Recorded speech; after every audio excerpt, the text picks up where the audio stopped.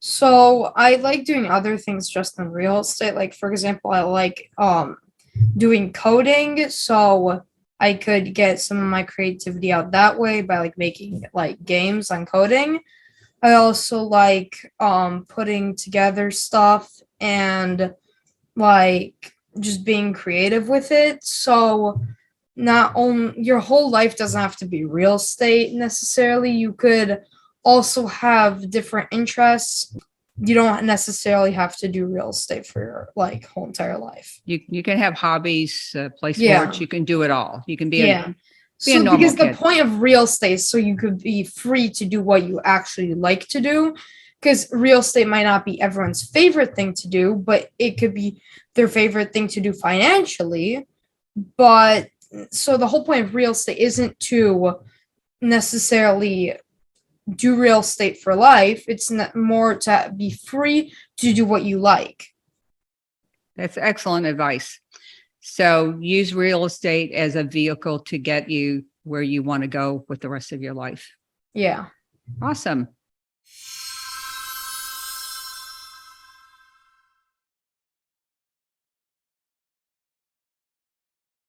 Well, hi there, and welcome back to another episode of Let's Talk Real Estate Investing. I'm your host, Sharon Vornholt, and I'm so happy you're tuning in today. You are in for a real treat today because we are going to talk about teaching your children how to achieve financial freedom through real estate. My guests today are my Chicago friends, Marta Piechnik and her son, Jakub. Jakub is 12 years old, and he has a property under contract. So we're going to talk about that. Marta has a husband. She has 3 children, and she has run a masonry company for a long time. But 3 years ago, she started investing in real estate. Today, Marta has built a portfolio of 25 rental properties in this short time. So it's quite an amazing story. So welcome to the show, Jakub and Marta.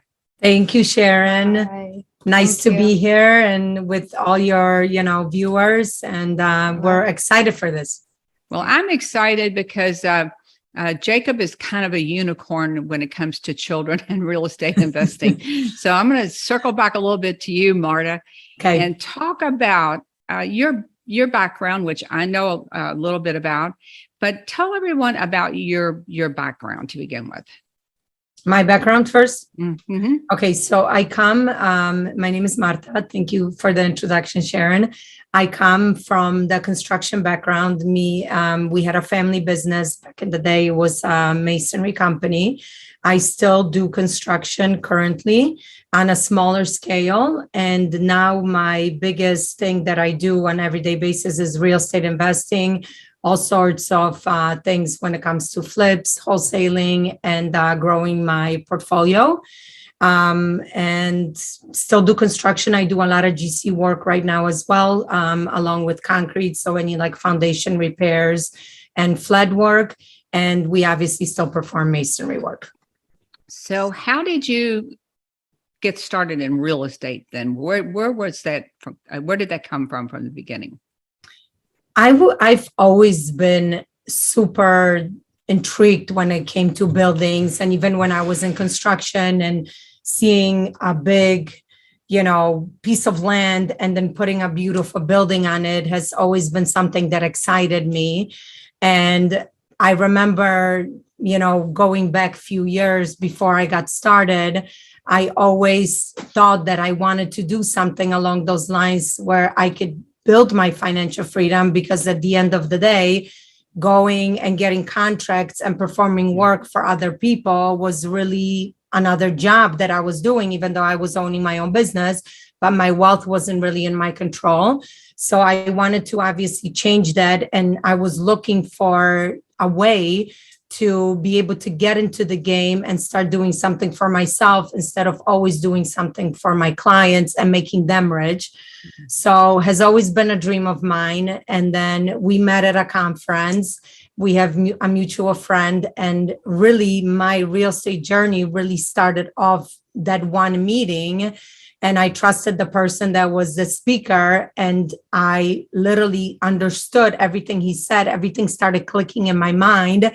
And I'm like, this is it. Like, this is what I want to do. And I really just went to work, and the rest is history. I mean, I did over 19 properties my first year being mentored by this person. So it was a very fast moving process.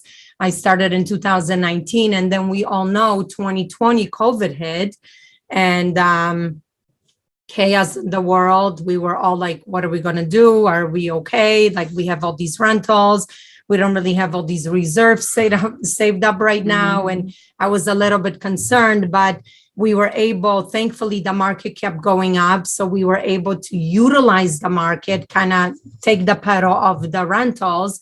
And we really accelerated our flips. And we flipped so many properties that the last 2 years put more money into our pockets, made us obviously more comfortable. And right now we're getting back into the rentals again. We have a few properties that we're working on right now currently. And at the end of the day, I mean, this is I love this thing. It's like every project is different. And, you know, and we're putting people in nice properties. So we're at the same time helping other people. And at the same time, we're building financial freedom without even, you know, you're basically saving money without realizing you're saving money, right? Because you're putting away every month. So that's kind of where we are right now. So Jacob, you've been going to real estate conferences for 2 or 3 years now, since you were 9-ish, I think. What made you want to get interested in real estate? You know, most kids are out playing sports, they're playing video games, and you're at a real estate investing conference. What's up with that?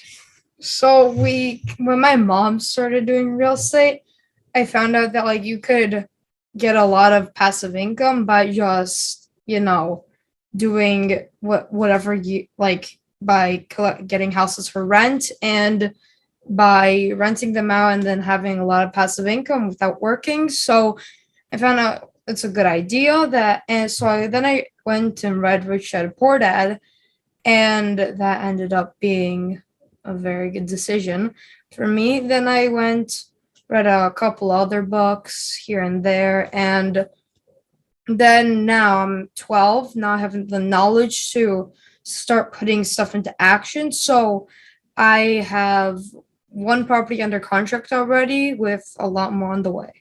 Okay. So tell me a little bit about your property you have under contract.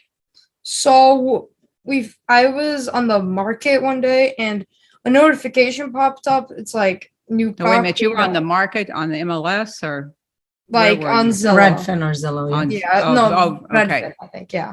Okay. And I was just looking, and then I go to Lansing, and I'm like, and I find this property that seems in like a shape that could be rehabbed and potential could be added.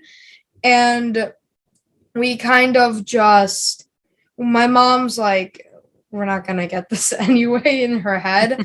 but she went to look at it one day with my dad at Lansing, and she's like, oh, this is actually a good deal. So she put an offer up on it for. No. Let me correct that. So the listing price was like over 100K. I don't remember exactly. 120. And I'm like, okay, so do your numbers. Where do you want your number to be? And he's like, I want to buy it for like low 80s. And I'm like, Jacob, they're not going to lower the price by like 40K. But he gave me another property a week prior to that, and I never put an offer on it. And he got really mad at me, and he's like, it went contingent. You never put an offer on it, Mom. So you just have to teach me how to do these offers, and I'll do stuff by myself. And I'm like, so he's going to a seminar every Saturday right now. And I'm about to go meet him there. And I'm like, okay, I'm leaving. And I'm like, I better go and put in an offer on that contract, what he told me to do it for. Even if the agent gets mad at me, I don't care. I'm going to do it just for him, so he can have, it could kind of be like a lesson for him, right? They're just kids. They're learning. Let them learn on their own skin. So I'm like, he's going to kill me if I don't put an offer in on that property because of what happened to the last one. So I put it in, and he was very proud of me that I did that. And then the whole weekend he bothered me. Mom, did the agent get back to you? Did the agent say anything? Did we offend them?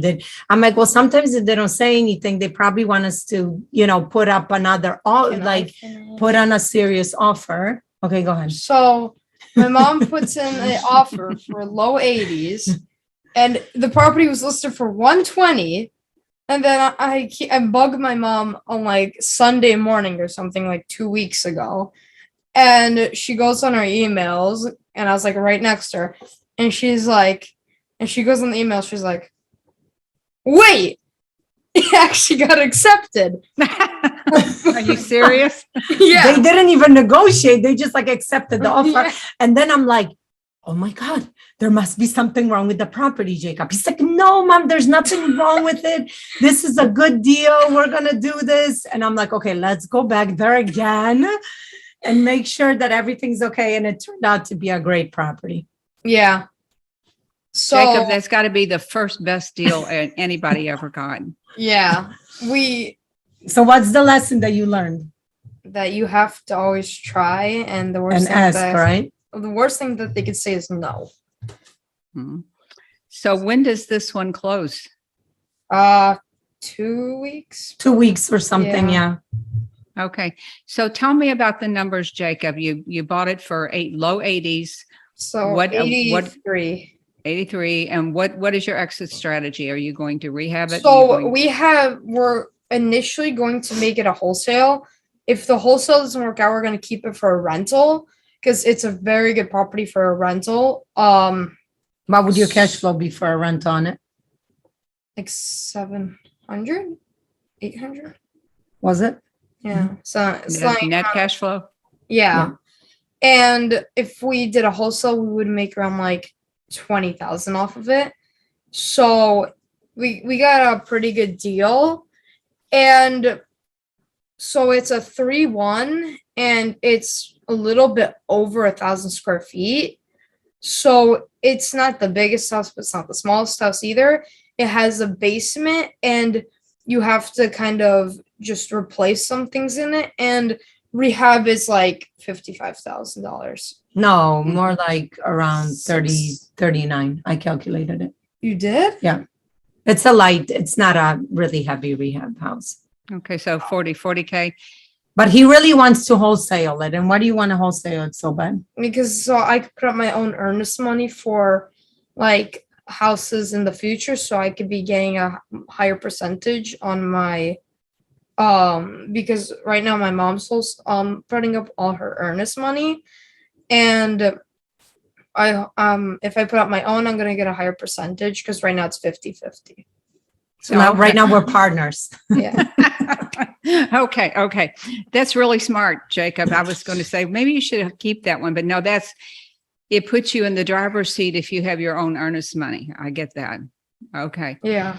Yeah. So he told me, Sharon, he goes, so Mom, now that I'm going to have like money in my account, if I do decide to wholesale this, I'm going to have money in my account. And so next deal I do, you could just be my broker. I don't need you to be my partner.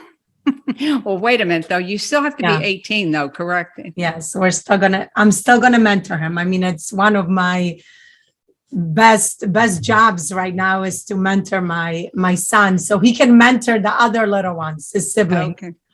Let me ask you this, Marta. How did you, I know I told Jacob is kind of a unicorn. He's very different than the average 12-year-old. So he's very smart, very motivated, and he knows what he wants. But at what point did you decide to teach your children about financial independence, or did they just hear you and your husband talking about it as a family, hear the family talking about it? Was that the way it happened? Well, so Jacob was obviously our firstborn, and literally ever since he could talk and comprehend things, around 2 years old, we literally set up like 3 little piggy banks for him in his room. I have to find that video and we have to like put it up on his channel. And he would have like this chart in his room. And for every like penny or whatever coin he invested in those piggy banks, he would have to put a sticker. So one was for investing, One was Thriving. for thriving, like giving back, and one Leadership. was for saving. And then we added the leadership pig Oh, later, yeah. like later on. And we literally, like, since he was little, we taught him that, you know, this is what you do with your money. You don't go to work, make the money, spend it, and then go to work again and be a slave to your boss to give you another check. So, you know, we've owned our own businesses, both me and my husband, since, you know, we come from a family that owned their own businesses. So it's obviously always instilled in us as well. But, you know, our parents' mentality coming back from, we're from Europe, we're Polish, was work hard, go to college, you know, first generation of college graduates, big deal, right? Like they didn't have those opportunities. We come from a communist, you know, country where there was really nothing on the shelves. And then coming to America for a better life, right? My dad immigrated here at age 28, literally, you know, went through hell to get everybody back here and, you know, us as a family, and worked his butt off to, you know, get us to where we were. But at the same time, you know, when the world kind of switched from the industrial age to the information age, and now we're like, well, we don't really have to work as hard. We have to work smart, right? Because a lot of information gets fed to us on an everyday basis, that it's a lot to process. It's a lot, you know, you get 1,000 emails, 1,000 different things you can invest in, and it just gets a little bit overwhelming. So since he was a little boy, we wanted to be like, okay, what is it that we want for, at the time, Jacob was alone. What is it that we want for our kid? Besides him being free and being happy, we wanted to give him tools to help him really like realize that, because at the end of the day, it's not all about money, right? It's about using your head to help people, to create something better, to make the world a better place. So we always kind of made him like, if there was a problem, okay, what could you do to make this better, Jacob? Like, you know, investing was a big part of the thing, because he obviously saw us. We were always around. He's like, what is it that you guys do? He started asking questions, and he was really in tuned in a lot of the stuff that we were saying. He was absorbing everything. Like, you know, when a plumber came to fix our toilet and told him, come, Jacob, sit by me so we can work together. He's like, I don't work for money. Money works for me, at like 2.5 years old, you know? And he goes to us, what are you teaching your kids? So, you know, it just kind of like naturally happened, but we slowly, you know, like speed reading was another thing that was very important. You got to be able to process information faster, right? Like, how do you read faster? How do you, he did a lot of like mathematical courses to make him process math faster. He did, what else did you do when you were like little besides, you did the speed reading, you did the math. We did a lot of the flashcards, memory games, huge. So there was just like, I think it's like, I memorized like 30 numbers. like he can literally in a span of like 30 seconds, 40 memorize like 40 numbers. So we like a minute. Yeah, well, that's obviously really important. And that shows that you have skills that are not just ordinary skills for children. Now, you mentioned the leadership bucket. What I understand the other is, what isn't, you have got the money you put in the leadership thing? So it wasn't really money like we wanted, because he was like, well, we wanted him to learn to be, you know, a leader, not a follower. So even when it comes to like school, so we made the leadership piggy was the biggest piggy, right? It was like the big, it kind of represented that. And he would put a coin in it to just kind of be, to always remember to like, don't follow or like learn from everybody, but follow no one, right? Like be able to absorb a lot of information, be teachable, because it's important. You know, he's very teachable. And like the nice thing about him as a kid is he learns very fast. So it's easy to teach him certain things because he grasps it. Like I'll show it to him once and he'll be like, okay, I got it, Mom. And I'm like, Jacob, wait, I want to explain to you more. And he's like, no, I got it. I understand what you said. And I'm like, okay, then repeat it back. and he's able to do it. He gets it after me. Oh, I'm sure he does. I'm pretty sure that's true. So, Jacob, you started a YouTube channel Yeah. to talk about real estate investing. So I had a chance to check it out just a little bit, but tell everyone about your YouTube channel. What is your goal with the YouTube channel? So my goal is to get like enough so my real estate like information kind of filters into the YouTube channel so I could teach people about investing while also being able to earn money from it. So what I'm trying to do with it right now is I'm trying to put out videos like weekly. Right now my schedule's a little bit off because I started homeschooling and stuff, but hopefully I could get back to my schedule so I could start uploading videos weekly. And I got like new equipment and stuff so I could start like enhancing it, like the green screen I have here. I got a new microphone and stuff like that. So hopefully I'm hoping Grow by your client, like the okay. end of this year I can get at least like 100 200 subscribers on it. Well, we're going to ask everybody that watches this video will be on YouTube, and it'll be on all the places. Well, the audio will be everywhere where podcasts are. So we're going to put it out there to ask everybody to subscribe and like Jacob's YouTube channel. This And I'll video is put- probably also going to be on my YouTube. So Oh, yes, for if sure. you're watching from here, what's your channel name so I can? I'll tell you that. So it's, but I noticed one thing here we talked about just a little bit. You mentioned upgrading your equipment. First of all, that's very important because, as you know, you have to have. People will kind of forgive a little bit of bad video, not so much on YouTube, but your sound has to be good. So a good mic is important. So I'm glad you did that. Yeah. But let me ask you, let me go back one thing. I noticed you have a logo now and you have merchandise. So talk about that. So for our logo over here, we got it done and we made this little house right here. It's cute, yeah. Yeah, to represent the like real estate. And I did the what's it called? The initials. The logos, J is for my first name, P is for my last name.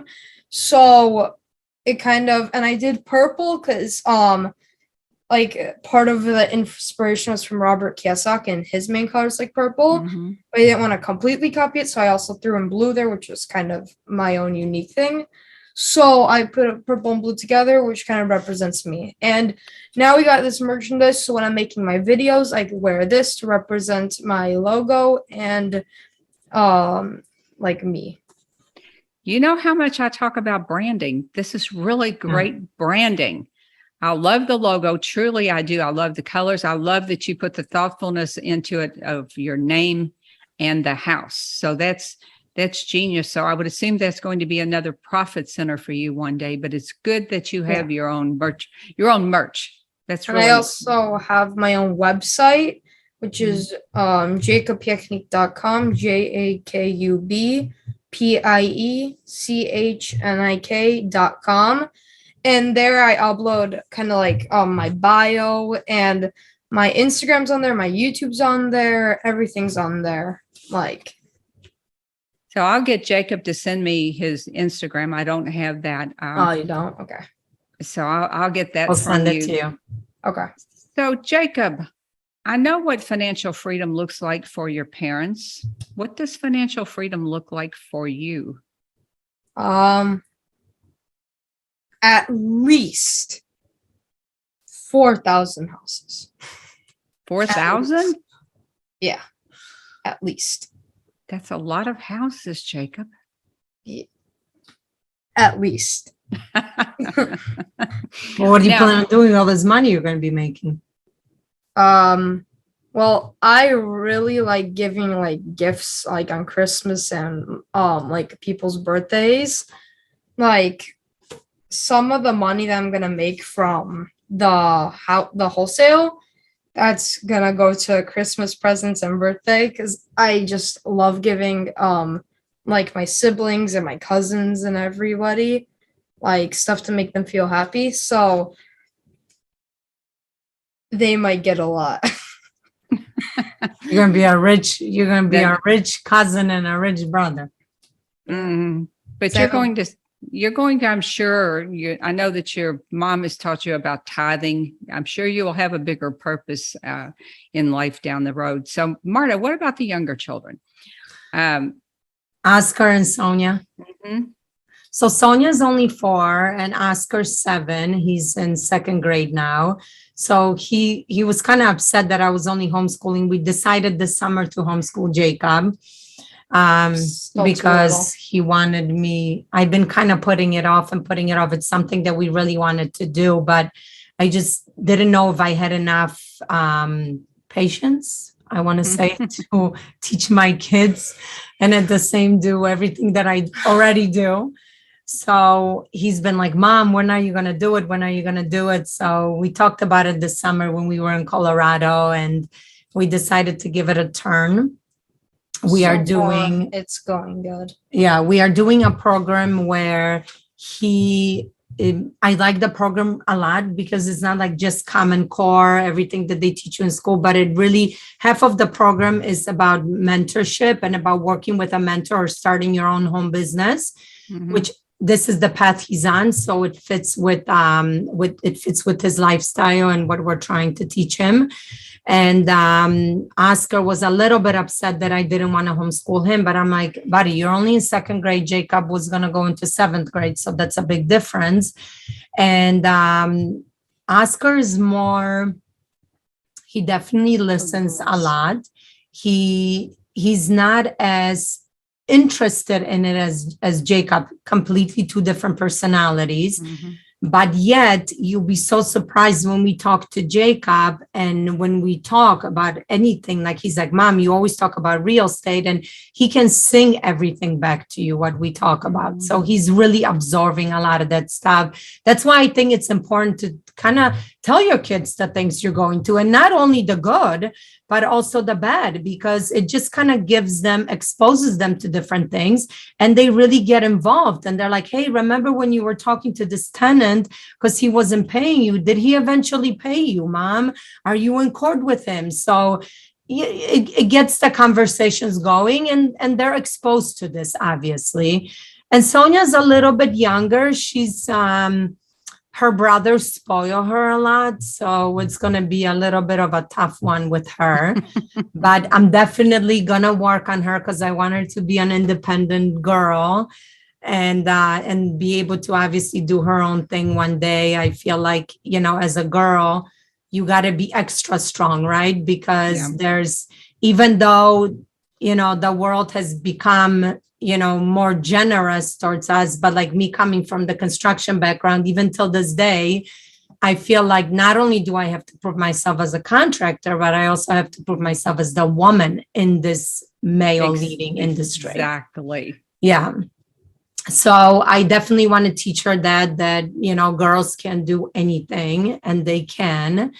And it's at the end of the day, we women have a special power that I kind of feel like men lack, because we have a little bit more patience and we're more resilient, right? So I feel, being a mom of 2 boys and then getting my girl last, I feel like she can learn to be tough, but at the same time be sensitive. And, when the time comes, she's definitely going to be taught that. So hopefully one day we'll do a podcast with her when she gets a little older.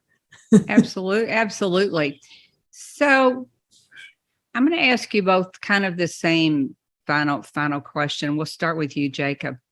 Do you have any final advice for people that might want to follow in your footsteps, follow down your path? Younger people? People, kids. People your age, kids. Mm-hmm. Well, you should start off young by learning as much as you can, but then when you have the knowledge to start doing stuff, you should get into as fast as you can before you're getting older, because if you take a financial hit by when you're 18 compared to when you're like in your mid 30s, it's going to be a lot less serious if you're 18 than like your mid 30s. no responsibilities to You have less responsibilities, and like right now I don't have to pay bills or anything, so Well, we might have to start getting you to pay bills because you're making all this money. I was going to say that might have to change because he's going to be making all this money, making all know. these grown-up decisions. Jacob, I'll be seeing you in a couple of months and we're going to have to talk. So, Marta, what about you? You have really done an exceptional job. You, as a family, you all have done an exceptional job of talking about entrepreneurship, of talking about money. For most of us, it's a conversation our kids no longer want to hear. It's like, oh, enough already. I hear about this all the time. But you have done such a good job. What do you advise other parents to do other than just talk about, like you said, the good and the bad, talk about all of it? What's your advice for people? Yeah, at the end of the day, I don't know if we can really teach entrepreneurship. We can expose kids to it. I don't know if it's something that we can really teach it, because some kids will be really into it and then some kids could possibly care less about it, which is okay either way, right? There's room for everybody here. But I feel the importance of just like being able to recognize like what your child is into, right? Like what makes them happy. Like I feel as a parent, there's sometimes we get into, either our parents influencing us, our friends, my siblings, and just certain things that they do for their kids. And we feel like we have to do the same thing for our kids. I really don't believe in that. I really think that you have to look at yourself as a family. Does it fit with your values? Does it fit with what you want your kids to do? And just really like Jacob had a time where he was doing a lot of videoing gaming and recording videos while he played and getting followers through that. And even though I wasn't really fond of him like playing these video games and doing all this stuff, but I allowed it because it was a point in his life that was important for him, for his social circle. And plus it exposed him to like how to edit a video, how to do the thumbnail, like things I don't even know how to do. So now when he's doing the real estate stuff, I'm like, oh my God, that's awesome that you can utilize what you've already learned by playing games, basically. And so just follow your kids' interests. Don't push them into certain things. I feel like kids have a really special way of showing us certain things and like what they like, what they don't like, and be able to recognize that. But at the same time, don't give them money just to give kids money, right? Like if, of course, like we can afford to like go buy them this, go buy them that, but make them realize that money is important. It's not because it's like that whole thing where they always teach in books, right? Teach your kids how to fish instead of giving them fish, and being like, you can have this toy, right? Like, I don't mind if you have it. I want to buy it for you because I love you. But at the same time, it costs a lot of money. So are you, one day when I'm not going to be buying your stuff, are you going to be spending, just make them realize certain things. I don't want to get into like a long story, but just little things go a long way. And then, like I said, we started with little piggy banks to get him to be interested in it. The other kids didn't really want to do it. And that's okay. So we didn't do it. We didn't, pressure them into doing that. But now, if Jacob does decide to wholesale the property and he's going to get all this money, they're going to be like, oh my God, my brother just made all this money. And maybe they're going to be more interested, right? But don't force anything upon them, because last thing I always tell Jacob, like, if this is what is your passion right now, utilize it. If it's something that you're going to grow up at the time of your 18 or in your 20s, and it's not something that you want to do, you want to go help the world in another way, go ahead and do it. Real estate can always be part of your life. It can be part of your investment, but it doesn't have to be your whole life.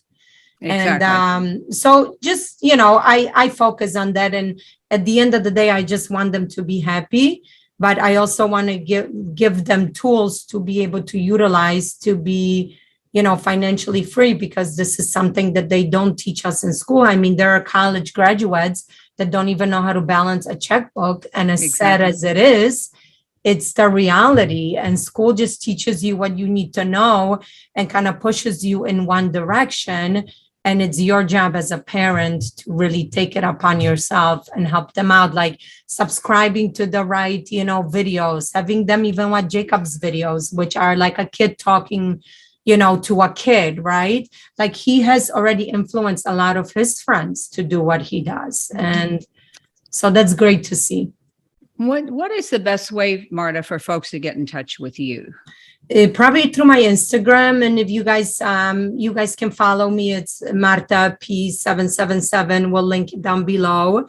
And if you have like a personal question or something you want to ask me, or you want to collaborate on things, or just need some kind of a guidance, I'm always here. DM me on Instagram, and then I'll share my contact info with you. And we can kind of just figure out if, what's the best way if somebody doesn't live here, because we're Okay. from Chicago.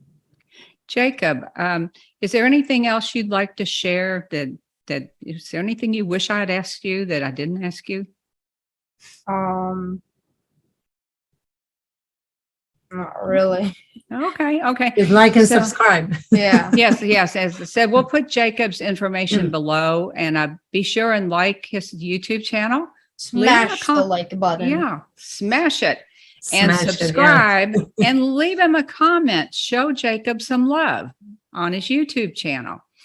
So And thanks so Jakub much. is available too. He wants, Miss Sharon, we kind of didn't get into this, but eventually we want to start doing start up with like little meetups for kids. Mhm. That kids can kind of get together, and if they want to, just talk. And sometimes kids are eager, maybe play the cash flow game and kind of get into it. So Jakub is working on that as well. It's gonna be more of like a fun real estate meetup rather than like just listen, Yeah, just education. He wants to make it more interactive. Yeah. So that's going to be coming up too. And then kids, we can connect through video right now. We don't even have Right. to be in the same space. We can do it through Zoom. And, so many fun things can be done in the investing world and about teaching kids about money through fun games. So Yeah.